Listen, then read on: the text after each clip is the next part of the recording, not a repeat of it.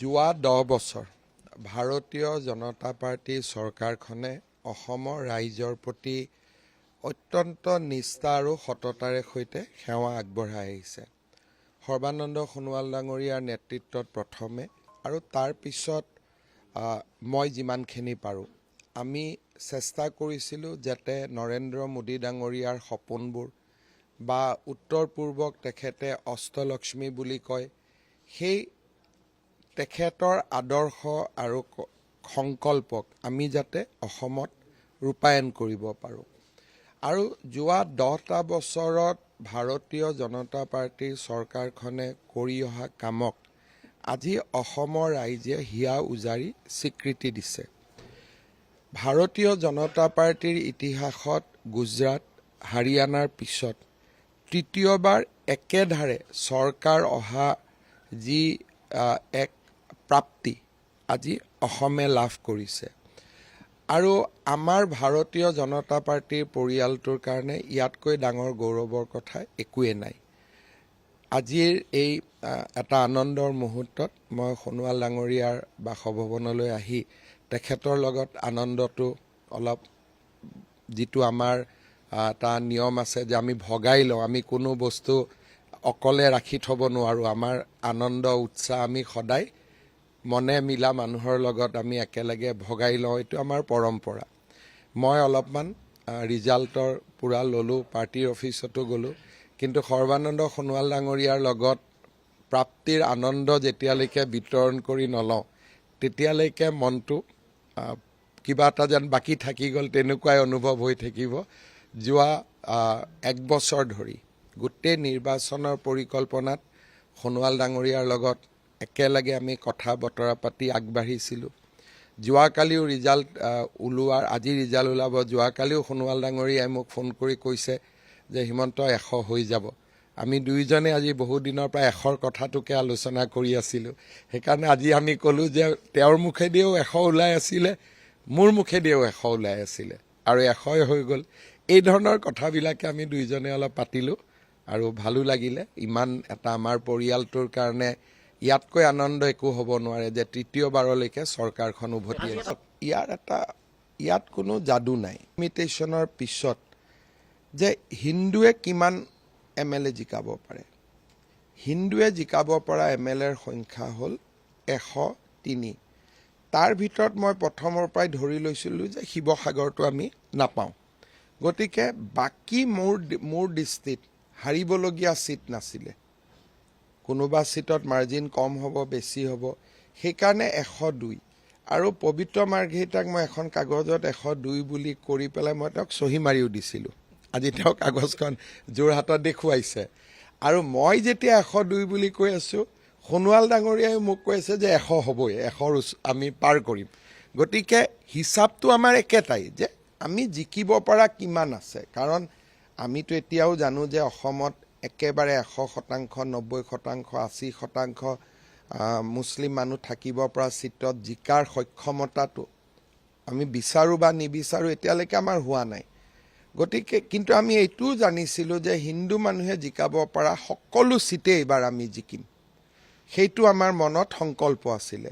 আৰু আজি এইটোৱে হ'ল, শিৱসাগৰটো জিকিলে ভাল লাগিলেহেঁতেন, 103 হ'লহেঁতেন, কিন্তু প্ৰথমতে আমি ধৰিছিলোঁ যে শিৱসাগৰটো নিজিকো।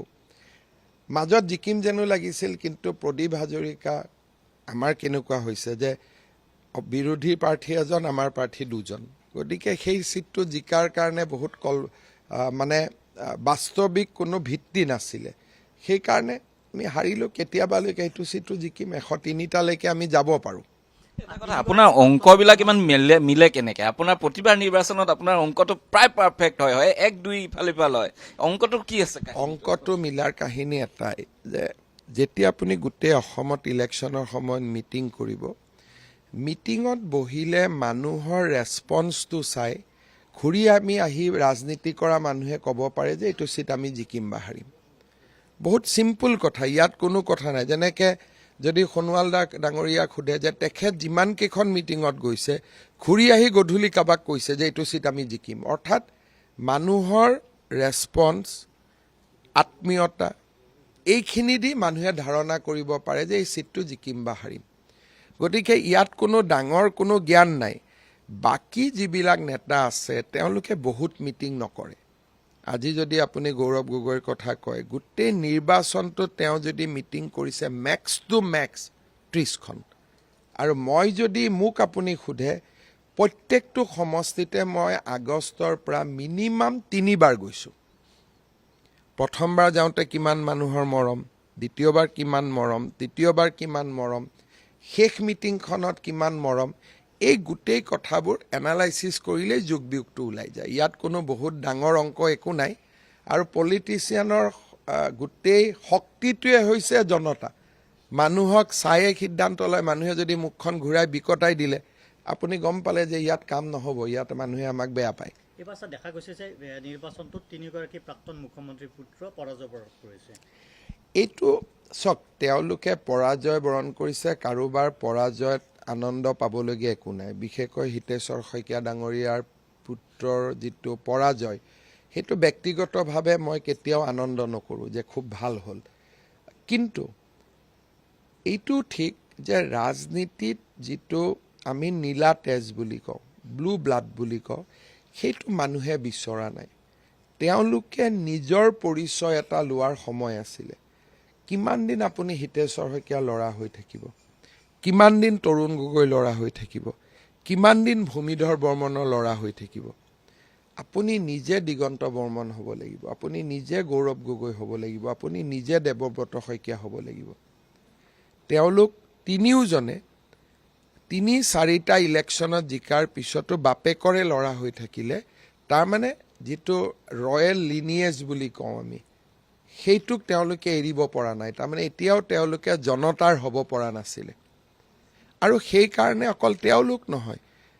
পৱন সিং ঘাটৰ ল'ৰা হাৰিছে এক প্ৰকাৰ যিমান ৰিলেটিভ উঠিছিলে আত্মীয় উঠিছিলে গোটেই কেইজনেই নিৰ্বাচনত পৰাজয় বৰণ কৰিছে গোটেই কেইজনেই এটা কথা আপুনি যেতিয়া পশ্চিমবংগৰ নিৰ্বাচনত ব্যস্ত আছিল তেতিয়া বহুতে কৈছিল যে বিজেপিত এক প্ৰকাৰ চিপ্ৰাং চলিছে ইজনে সিজনক দিছে ৰিজাল্টে দেখোন কথাটো বেলেগ ধৰণে ৰঞ্জিত দাসে মোক কলিকতাত এই কথাটো ক'লে তেতিয়া ময়ে ক'লো আপুনি ফেচবুকত দি নিদিয়ে কিয় অলপ ফূৰ্তি ল'লো বাকী একো কথা নাই ময়ে তেওঁক ক'লো কাহিনীবোৰ ৱাটাৰলু কি আপুনি মানুহক বুজাই দিয়ক মনোৰঞ্জন তালুকদাৰে ইণ্টাৰভিউত কয় যে ৱাটাৰলু হৈছে ৱাটাৰলু যুদ্ধৰ মিনিং কি ৰঞ্জিত দাসে মোক বুজালে ময়ো চালোঁ যে ৱাটাৰলু মানে পিছফালৰ পৰা মাৰিহে নেপলিয়ন বোনাপাৰ্টক পৰাজিত কৰা হৈছিলে তেতিয়া ময়ে ৰঞ্জিত দাসক ক'লোঁ এই কাহিনীটো আপুনি নিদিয়ে কিয় মানুহক দিগন্ত কলিতাক ময়ে ৰাতিপুৱা ফোন কৰি থওঁ আজি সোধোঁ যে আজি গাদ্দাৰৰ কোন নম্বৰ লিষ্টখন ওলাব এইবিলাক হ'ল একোটা চিৰিয়াছ ইলেকশ্যনৰ পিছত অকণমান যিটো ফূৰ্তি লোৱা যায় এই গোটেইটো ৰঞ্জিত দাসে লিখা দিগন্ত কলিতাই লিখা এই গোটেইখিনিৰ কালপ্ৰিতটো মোকেই বুলি ক'ব লাগিব গোটেই কালপ্ৰিতটো ময়ে আছিলোঁ মই ৰাতিপুৱা ফোন কৰি দিগন্ত কলিতাক সোধোঁ যে আজি গাদ্দাৰ লিষ্ট 2খন নোলায় নেকি 3খন নোলায় নেকি ইও ভাবে যে মুখ্যমন্ত্ৰীয়েতো ভালেই পাইছে পিছত আৰু বেংগলত নহ'লে ইমান গৰম ৰাতিটো কিবা এটা কৰি থাকিব লাগে গতিকে আমি আমাৰ বেংগলত ডাঙৰ টীম এটা আছিলোঁ অসমক অমিত শ্বাহ ডাঙৰীয়াই 35টা চিট চাব দিছিলে প্ৰায়কেইটা চিটতে আমি সফলতা অৰ্জন কৰিছোঁ অসমৰ টীম এটা আছিলে সেই টীমটোক 35টা চিট চাব দিছিলে আৰু বিশেষ কাম কিছুমান দিছিলে মোক কৈছিলে তই মিটিং কৰিবি টীমটো এইখিনি কাম কৰিব গতিকে গধূলি আমি বহোঁ এইবিলাকে খুহুতীয়াকৈ আলোচনা কৰি থাকোঁ তাকে সাংবাদিকসকলে আৰে এই গাদ্দাৰ বুলি কৈছে লিষ্ট ওলাইছে তাৰমানে এইটো চিট হাৰিব কিন্তু তেওঁলোকেও বুজি পোৱা নাই যে ইয়াৰ কলাকাৰজন বেলেগ তেওঁ ফূৰ্তি লৈ আছে বুলি 35টা চিট গোটেইকেইটা হৈছে নেকি মই গোটেই লিষ্টখন চেক কৰা নাই কিন্তু প্ৰায়খিনিয়ে আমি জিকিছোঁ বুলি অশোক সিংঘালে মোক কৈছে লিষ্টখনৰ চিটৰ নাম তাম গোটেইখিনি অশোক সিংঘালৰ লগতে আছে ইয়াত সেঞ্চুৰী তাত একদম মই এইটো একচুৱেলি মই নাজানো মা কামাখ্যাই মোৰ মুখেদি কেনেকৈ উলিয়াই দিলে বেংগলত মই প্ৰথম মিটিংখনতে কৈ গৈছিলোঁ যে আছামে চেঞ্চুৰী হবে বাংলাই ডাবল চেঞ্চুৰী হবে এনেই কৈছিলোঁ ফূৰ্তিতে হৈ গ'ল আৰু কি কৰিম এতিয়া কিন্তু এটা কথা চাওক বেংগলৰ আপোনালোকৰ যি 35টা সমষ্টিৰ কথা কৈছে উত্তৰ বংগৰ ক্ষেত্ৰত এই উত্তৰ বংগত কিন্তু প্ৰথমবাৰৰ কাৰণে উত্তৰ বংগ নহয় আমাক যিমান চাব দিছিলে মই মানে আপোনালোকে অশোক সিংহালক কেতিয়াবা সুধিব কলিকতাৰ ওচৰ পাজৰৰ চিটখিনি, কাৰণ বেংগলৰ উত্তৰ বেংগলৰ ইলেকশ্যনটো ফাৰ্ষ্ট ফেজত আছিলে 23 তাৰিখে। মই মিটিং কৰিছোঁ উত্তৰ বেংগলত, কিন্তু আমাক যি বিশেষ কামৰ দায়িত্ব দিছিল সেইখিনি কলিকতা প্ৰেচিডেঞ্চিত দায়িত্ব দিছিলে। কিন্তু প্ৰথমবাৰৰ কাৰণে দেখা পোৱা গৈছে যে বিজেপি এফালে যেনেদৰে সফলতা লাভ কৰিছে, সমান্তৰালকৈ এজনো লোক হতাহত নোহোৱাকৈ প্ৰথমবাৰৰ কাৰণে এটা পশ্চিমবংগ আজি প্ৰধানমন্ত্ৰী ডাঙৰীয়াই তেওঁৰ ভাষণত কৈছে যে এইটো প্ৰথম ইলেকশ্যন য'ত বেংগলত পলিটিকেল ভায়লেঞ্চ হোৱা নাই। 2019 চনত মই যেতিয়া প্ৰথম বেংগলত গৈছিলোঁ কিমান শিল মাৰিছিলে হিচাপ নাছিলে। এইবাৰ পলিটিকেল ভায়লেঞ্চো নাছিলে। আৰু আজি প্ৰধানমন্ত্ৰী ডাঙৰীয়াই আবেদন কৰিছে যে কোনো ৰাজনৈতিক দলেই যাতে জয় আৰু পৰাজয়ৰ পুতক নুতুলে। আৰু আজি এতিয়া গধূলি 9:30 হ'ল, বেংগলত এতিয়ালৈকে কোনো ধৰণৰ ৰাজনৈতিক হিংসাৰ বাতৰি নাই। অৰ্থাৎ বিজেপিয়ে নিৰ্বাচনত দিয়া প্ৰথম প্ৰতিশ্ৰুতিটো যে ভয় আউট ভৰসা ইন, যে ভয় নোহোৱা হ'ব, ভৰসাৰ ৰাজনীতি আৰম্ভ হ'ব। আজি এক প্ৰকাৰ আমি প্ৰথম প্ৰতিশ্ৰুতিটো আমি পালন কৰিলোৱেই। মানে দিদিৰ অহংকাৰ ধূলিসাৎ কৰি দিলে। চাওক, হাৰি যোৱা মানুহক আৰু মই অহংকাৰ ধূলিসাৎ, মোৰ স্বভাৱ তেনেকুৱা নহয়। ইলেকশ্যন হৈ গ'ল, দিদিও দিদি মোৰ লগতো ভাল আছিলে, মই প্ৰায়ে কথা পাতি থাকিছিলোঁ। গতিকে ৰাজনীতি বেলেগ, গতিকে হাৰিলে এটা হৰা মানুহজনক আৰু অহংকাৰ হ'ল, ধূলিসাৎ হ'ল, বেয়া বেয়া কথাবোৰ কিয় কৈ থাকোঁ। গতিকে কংগ্ৰেছ দলে কলিকতাত এটা ৰেজৰ্ট বুক কৰিছিলে আৰু তেওঁলোকে ইয়াত চাৰ্টাৰ এখনো অহা কথা আছিল। তেওঁলোকে ভাবিছিল যে তেওঁলোকে 50টা ছিট পাব। তাৰ পিছত তেওঁলোকে AGP বা BPFক লোভনীয় প্ৰস্তাৱ দিব, লাগিলে মুখ্যমন্ত্ৰীটোৱে এৰি দিব। আৰু বৰ্তমান কংগ্ৰেছৰ MLA কেইজন বেংগলোৰত গৈ থাকিব আৰু ইয়াতে ৰাজনৈতিক আলাপ আলোচনা আৰম্ভ হ'ব। আপোনালোকে জানে আমাৰ আফ্ৰিদা বুলি সাংবাদিক এগৰাকী, তেওঁক BPFৰ লগত যোগাযোগ কৰাৰ দায়িত্ব দিছিল। AGPৰ লগতো কথা পাতিব পাৰি নেকি কথা পাতিছিলে আৰু এই কথাবিলাক BPFে মোক জনাই আছিলে। গতিকে তেওঁলোকৰ প্লেন আছিল যে আমি 45টা ছিট পাম বা 47টা পাম। আজি ৰাতিয়ে চাৰ্টাৰত তেওঁলোক বেংগলোৰলৈকে উৰা মাৰিব, যাতে কংগ্ৰেছ ৰাইজৰ দল জাতীয় পৰিষদ ঐক্যবদ্ধ হৈ থাকে। তাৰ পিছত তেওঁলোকে AGP আৰু BPFৰ লগত আলোচনা আৰম্ভ কৰিব আৰু তেওঁলোকে চৰকাৰ কৰিব। এটা তেওঁলোকৰ ডাঙৰ ব্লু প্ৰিণ্ট আছিলে। মই জানো অভিয়াছলি মিটিঙত যি আলোচনা হৈছিল কংগ্ৰেছৰ মানুহে মোক কৈ দিছিলে। ৰেজৰ্টখনৰ নামটোও কালি মোক সুধিলে মই কৈ দিব পাৰিম, য'ত বেংগলোৰত তেওঁলোকে বুক কৰি থৈছিলে। আমি গোটেই নিৰ্বাচনটোত যদি চাওঁ তেতিয়াহ'লে আমি দেখিবলৈ পাইছোঁ যে বিজেপি উন্নয়নৰ স্বাৰ্থত আপোনালোকে ৰাইজৰ ওচৰলৈ গৈছিলে, কিন্তু কংগ্ৰেছ দলে দেখিবলৈ পোৱা গৈছিল যে অকল আপোনাক আক্ৰমণ কৰিছিলে, আক্ৰমণ কৰিছে। মই ভাবোঁ যে অসমত আপোনালোকে যদি চাই, গৌৰৱ গগৈৰ পাকিস্তানী লিংকৰ কথাটো মই কোনো এটা ভাষণত কোৱা নাই। কাৰণ কি, আমাৰ অসমীয়া মানুহে পৰিয়াল, ল'ৰা ছোৱালী, পুতেক ঘৈণীয়েক এইটো ভাল নাপায়। মই এটা কৰিবলগীয়া হৈছে ৰাষ্ট্ৰৰ নিৰাপত্তাৰ খাতিৰত, মই কামটো কৰিছোঁ, সাংবাদিক মেল কৰিছোঁ, সিদিনাখনৰ পৰা টপিকটো মোৰ মুখেদি মই ওলোৱা নাই। কাৰণ মই জানো যে এইটো যদি উলিয়াই থাকোঁ মোৰ লছ হ'ব, মোৰ লাভ নহ'ব। কংগ্ৰেছ দলক কোনোবাই বুদ্ধি দিলে যে হিমন্ত বিশ্ব শৰ্মাৰ ল'ৰা ছোৱালী ঘৈণীয়েকক গালি পাৰি থাকিলে লাভ হ'ব। তেওঁলোকৰ স্মৃতি শক্তিও কম। 2009-10 চনত এনেকৈ মোক আৰু মোৰ ল'ৰা ছোৱালীক গালি পাৰি অখিল গগৈ এনেকুৱা কাম এটাই কৰিছিল। সেইবাৰো কংগ্ৰেছে ৰেকৰ্ড সংখ্যক ছিট পাইছিলে। তাৰমানে আজি মই ল'ৰা ছোৱালী ঘৈণীয়েক এই কামটো অসমৰ মানুহে ভাল নাপায়। সাংবাদিকসকলৰ কাৰণে এইটো নিউজ, হেডলাইনো পায়, টিভিটো ওলায়। আপোনালোকে সেইটো প্ৰশ্নই সুধি থাকে, তেতিয়া পলিটিচিয়ানজনে ভাবে আৰে এইটো ক্লিক কৰিছে। কিন্তু গাঁৱৰ মাইকী মানুহগৰাকী মহিলাগৰাকীয়ে এইটো বেয়া পায়, কলেজৰ ল'ৰা ছোৱালীয়ে বেয়া পায় যে এওঁটো কি কৰিব লাগে, কি আঁচনি আনিব, ক'ত ৰাস্তা বনাব, ক'ত সেইটো কওক, ল'ৰা ছোৱালী ঘৈণীয়েকৰ কথা আমি শুনিব আহিছোঁ নেকি? অসমীয়া মানুহে ইউজুৱেলি মোৰ যিটো অভিজ্ঞতা এইটো বেয়া পায়। সেইকাৰণে মোৰ ইলেকশ্যন মিটিঙত আপোনালোকে দেখিব মই গৌৰৱ গগৈৰ নামটোৱে লোৱা নাই কোনো এখন মিটিঙত। তেওঁৰ পৰিবাৰ ল'ৰা ছোৱালী কোৱা কথা বেলেগ। আজি মই কৈছোঁ ইনকুৱাৰী হ'ব, তদন্ত হ'ব, কাৰণ পাকিস্তানৰ লগত সম্পৰ্কটো আমি আওকাণ কৰিব নোৱাৰোঁ, সেইটো এটা বেলেগ বস্তু, মুখ্যমন্ত্ৰী এজনৰ দায়িত্ব। কিন্তু ইলেকশ্যনৰ মঞ্চত এই কথাটো মই এবাৰো অনা নাই, কাৰণ মই জানো যে এইটো নচলে আৰু সেইটোৱে আমাৰ ভোট কমাব। সেইকাৰণে কিন্তু কংগ্ৰেছ দলে 2009ত অখিল গগৈ এইটো পাই থৈছে,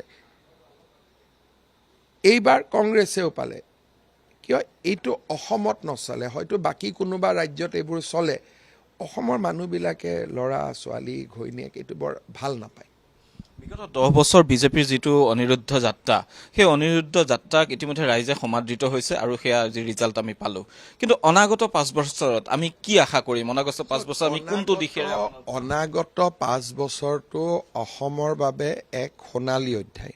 কিয় যোৱা 10 বছৰত সোণোৱাল ডাঙৰীয়াৰ চৰকাৰৰ সময়ত কিছুমান আমি প্লেনিং কৰিছিলোঁ যে ব্ৰহ্মপুত্ৰৰ কাষেদি আমি ডিব্ৰুগড়লৈকে ৰাস্তা বনাম, বিভিন্ন ধৰণৰ কথা আমি আলোচনা কৰিছিলোঁ। মোৰ মুখ্যমন্ত্ৰীৰ সময়ছোৱাত এই কথাবিলাক আমি গ্ৰাউণ্ডেড কৰিলোঁ, আধাৰশিলালৈ। কিন্তু আপুনি যদি চাই অহা 5 বছৰ কি হ'ব, যদি খুব থোৰতে মই কওঁ, অহা 5 বছৰ ধুবুৰী ফুলবাৰী দলং উদ্বোধন হ'ব, শুৱালকুছি পলাশবাৰী দলং উদ্বোধন হ'ব, গুৱাহাটীৰ ৰিং ৰোডৰ কাম সম্পূৰ্ণ হ'ব, শিলচৰ গুৱাহাটীৰ মাজত এক্সপ্ৰেছ হাইৱেৰ কাম সমাপ্ত হ'ব, শিলচৰত নতুন এয়াৰপৰ্টৰ কাম সমাপ্ত হ'ব, নুমলীগড় গহপুৰ টানেলৰ কাম সমাপ্ত হ'ব, ছেমি কণ্ডাক্টৰ উদ্যোগ আৰম্ভ হ'ব, ফাৰ্টিলাইজাৰ কাৰখানা আমাৰ নামৰূপত চলি আছে সি আৰম্ভ হ'ব, কাজিৰঙা দি এলিভেটেড কৰিডৰটো আৰম্ভ হ'ব, মানুহ গাড়ী যাব, যোৰহাট মাজুলীৰ মাজৰ দলঙেদি মানুহ যাত্ৰা আৰম্ভ কৰিব। তাৰমানে আজিৰ দিনটোতে মই আপোনালোকক যিমানখিনি কথা ক'লোঁ, ৰাতি আপুনি শুই থাকোঁতে এই কথাখিনি ভাবিব যে অকল এইখিনিয়ে হৈ গ'লে অসমখন কিমান পৰিৱৰ্তন হৈ যাব। নাৰেংগী কৰোৱাৰ দলংখন সম্পূৰ্ণ হ'ব। তাৰমানে যোৱা 10 বছৰৰ আমাৰ পৰিশ্ৰমৰ ফল এতিয়া মানুহে মাত্ৰ মুখত শুনিছে আৰু আধাৰশিলা দেখিছে। সম্পূৰ্ণ মাত্ৰ ভাস্কৰ বৰ্মা সেতুখন দেখিলে, বাকীটো একো দেখা নাই। এতিয়া সম্পূৰ্ণ কামখিনি দেখিব আৰু নতুন কামটো আহিবই। কিন্তু একো যদি নতুন কাম নাহে, মাত্ৰ মই কোৱা কথাখিনিকে যদি বাস্তৱত পৰিণত হয়, কিমান অসমখন পৰিৱৰ্তন হ'ব আপোনালোকে চিন্তা কৰক। শিলচৰ গুৱাহাটীৰ ভিতৰত 5 ঘণ্টাত আহিব পাৰিব। দৌৰ মাৰোঁতে গোলাঘাটৰ পৰা আপুনি বিশ্বনাথ চাৰিআলি গৈ পাব, দৌৰ মাৰোঁতে যোৰহাটৰ পৰা মাজুলী গৈ পাব, দৌৰ মাৰোঁতে চিপাঝাৰ গৈ পাব। এই ধুবুৰী মানুহে দৌৰ মাৰোঁতে মেঘালয় তুৰা পাব। গতিকে তাকে আমি বহি আলোচনা কৰিছিলোঁ যে 10 বছৰৰ কামখিনি এতিয়া মানুহে দেখা পাব। কাৰণ ভাৰতত কাম কৰোঁতে কি 5 বছৰ ভাবিব, 5 বছৰ ফাইলৰ কাম কৰিব, ঠিকা ঠাকুলি দিব, শেষৰ 5 বছৰত খেতিটো আপুনি কাটিব। আমি তাকে চিন্তা কৰিছিলোঁ যে এতিয়া যদি এই মুহূৰ্তত কংগ্ৰেছৰ চৰকাৰ আহিলেহেঁতেন গোটেইবোৰতো খেলি মেলি হৈ গ'লহেঁতেন। সেইকাৰণে এই 5 বছৰত আমাৰ খেতিটো কটাৰ সময়। যি প্ৰথম পৰিকল্পনা হ'ল, তাৰপিছত আমি ৰোপণ কৰিলোঁ। এতিয়া মাঘ বিহুৰ সময়ত আমি শস্য নচপাওঁ জানো? এই 5 বছৰ হৈছে শস্য চপোৱাৰ সময়। মইতো মানুহে দেখা পাওক বুলি জোৰ জবস্তি চানমাৰী ফ্লাইঅভাৰখন কৰিলোঁ। নিয়মতে তাক আৰু 6 মাহ দৰকাৰ, কাৰণ ওপৰত কাম কৰিব আছে, তলত আছে। কিন্তু বা ভাস্কৰ বৰ্মা সেতুখনৰে আচল নেগুৰটোতো লগাই নাই, 6 মাহ পিছতহে লাগিব। তাৰমানে কাম দেখুওৱাৰ সময় হ'ল এই 5 বছৰ, ফলাফল দেখুওৱাৰ। কিন্তু মানুহক কিবা এটা ইলেকশ্যনৰ আগত দেখুৱাব লাগে বুলি এইখিনি জোৰ জাৰ কৰিছোঁ। এতিয়া মাজুলীতে এখন দলং উদ্বোধন কৰিছোঁ, কিন্তু লখিমপুৰ গৈ লাগিব পৰা ছেকেণ্ড দলংখন হোৱা নাই। তাৰমানে এতিয়া মাত্ৰ যে মানুহে বিশ্বাস কৰক যে আমি কৰিছোঁ বুলি, সেইটো হ'ল অলপ যে মানে ভাতটো বনোৱাৰ আগতে অলপ সিজিছে নে নাই চাওঁ। এই যোৱাখিনি আছিল সিজিছে নাই চোৱাৰ সময়, কিন্তু আচল ভাতটো এতিয়াহে আমি খাম। গতিকে এই 5 বছৰ যদি আমাৰ চৰকাৰখন নাহিলেহেঁতেন আমাৰ বহুত দুখ লাগিলেহেঁতেন, কাৰণ যোনে ফিতা কাটে নামটো তাৰহে হ'ব। গতিকে বাকীটো কোনে আধাৰশিলা কৰিছিল তাৰতো নাম নহয়। আধাৰশিলা কৰা ফলকখন একাষৰীয়াকৈ পৰি থাকে, উদ্বোধনৰ ফলকখনে ডাঙৰ হয়। দিল্লীত অসম ভৱন নিৰ্মাণ নতুন হৈ আছে, সম্পূৰ্ণ হ'ব। কলিকতাত ইমান ডাঙৰ অসম ভৱন, বম্বেত মাতি লৈছোঁ, সোণোৱাল ডাঙৰীয়াই দিছে, তাতে ডাঙৰ অসম ভৱন হ'ব। বেংগলোৰৰ অসম ভৱন ৰেডি হৈ আছে, ভিটা কাটিব লাগে, খালি হোৱাইট ৱাশ্বিঙৰ কামটো বাকী আছে। ইমানবোৰ কাম কৰি থোৱা আছিলে, কিন্তু যোৱা সময়ৰ আগতে আমি দেখুৱাব পৰা অৱস্থাত নাছিলোঁ। কেইটামান চিজাৰিয়ান অপাৰেশ্যন কৰি মানুহক দেখুৱাইছিলোঁ, কিন্তু নৰ্মেল ডেলিভাৰীটো এতিয়াহে হ'ব। সেইকাৰণে এই 5 বছৰ হ'ব অসমৰ আটাইতকৈ স্বৰ্ণীল সময়। মানুহে পৰিৱৰ্তনটো দেখা পাব যে মোৰ ৰাজ্যখন দেখোন এনেকুৱা হৈ গ'ল। এইখিনি দেখোঁতেই মানুহে ইমান প্ৰশংসা কৰি আছে।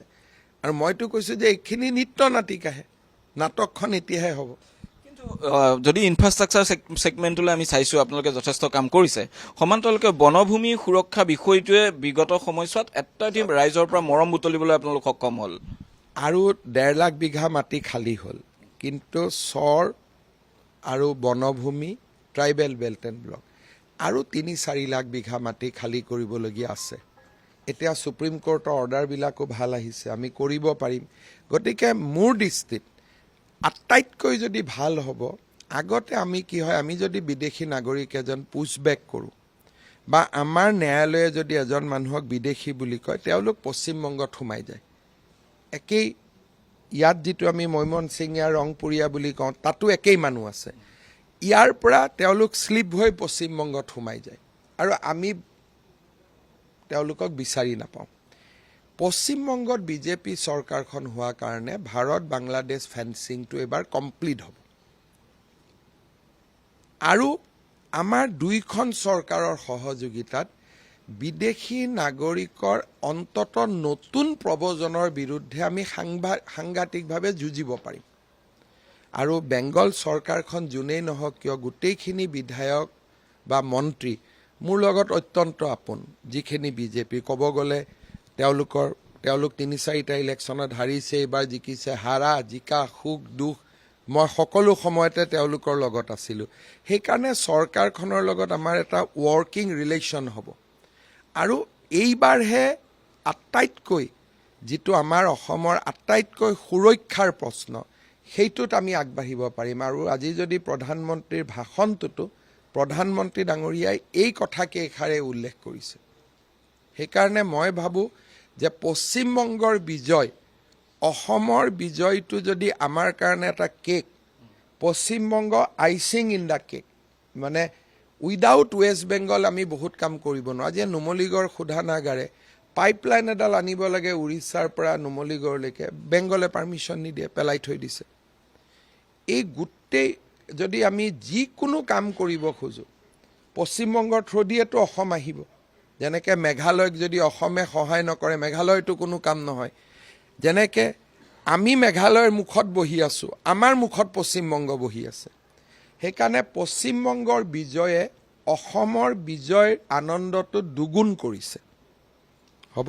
এটা প্ৰশ্ন শেহতীয়াকৈ সুধিম যে কৃষি খণ্ডত যিটো অত্যাধিক সাৰ ব্যৱহাৰ কৰে আৰু তাৰ পৰা যিখিনি অসুবিধা হৈছে আপুনি ভালদৰে জ্ঞাত, সেই চিচনটোক লৈ বিগত 10টা বছৰত আপোনালোকে বহু কাম কৰিছে, কিন্তু সফলতা দেখা পোৱা নাই। এইবাৰ মই এটাই কথা ক'ম, বহুত থিমেটিকত মই আজিয়ে যোৱাটো উচিত নহ'ব, কাৰণ মুখ্যমন্ত্ৰী এজন হওক, শপত হওক, বহুত ভিতৰলৈকে মই যাব খোজা নাই। কিন্তু মানে এটাই কথা মই কৈছোঁ কি যে চৰকাৰখনে এই 5 বছৰত কাম কৰাৰ বহুত ভাল সুযোগ পাব। মোদী ডাঙৰীয়াই আমাক অসম্ভৱ সহায় কৰিব। আৰু মই ভাবোঁ যে বানপানীৰ সমস্যা হওক, গৰাখহনীয়া হওক, কৃষি হওক, জলসিঞ্চন হওক, আমি এইবাৰ কাম কৰিব পাৰিম। কিন্তু এটা আপোনালোকক নিশ্চিতভাৱে মই ক'ব লাগিব যে অসমৰ যিটো টপ'গ্ৰাফী, সেই টপ'গ্ৰাফীটো অন্যৰ লগত সম্পূৰ্ণ বেলেগ। আমাৰ এটা নিজস্ব প্ৰত্যাহ্বান থাকে আৰু সেই প্ৰত্যাহ্বানবোৰ সন্মুখীন হ'বলৈ অজস্ৰ টকাৰ প্ৰয়োজন। সেইকাৰণে কিছুমান কাম মনত ইচ্ছা থাকিলেও কৰিব নোৱাৰি আৰু কিছুমান কাম কৰিব পাৰি। গতিকে দেখা যাওক, চৰকাৰখন আহক, সকলোৱে আশীৰ্বাদ কৰক, কামবোৰ ভাল হ'ব আৰু ভাল কাম কৰিব সকলোৱে।